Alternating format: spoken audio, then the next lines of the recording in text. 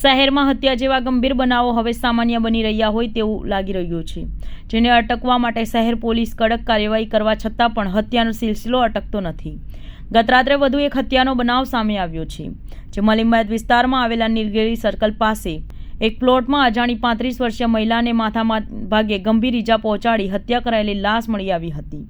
પોલીસે તપાસ હાથ ધરી, જેમાં આ બાબતની બાતમી મળતા પોલીસને ઘટના સ્થળે ઘૂસી ગયા હતા અને પોલીસે વધુ કાર્યવાહી હાથ ધરી હતી.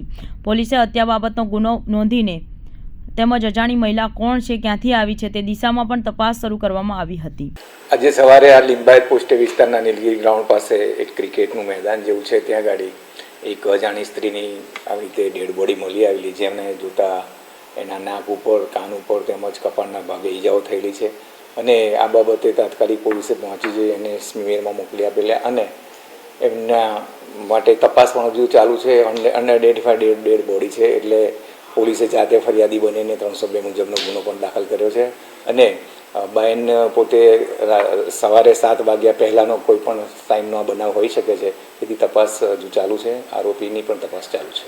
બેનનું શું નામ હશે? બેનનું નામ એકચ્યુઅલી અમને જાણવા નથી મળ્યું, પણ એના હાથ ઉપર કોતરાયેલું છે સાધનાબેન હરીશચંદ્ર કરીને નામ લખેલું છે. તો અત્યારે હાલમાં એ પ્રમાણે નામ લઈને ફરિયાદ લેવામાં આવેલી છે. કોઈની પ્રાથમિક વિગતમાં કોઈનું નામ આવ્યું એમાં? ના, હજુ સુધી કોઈ એવી તપાસમાં મળી આવી નથી.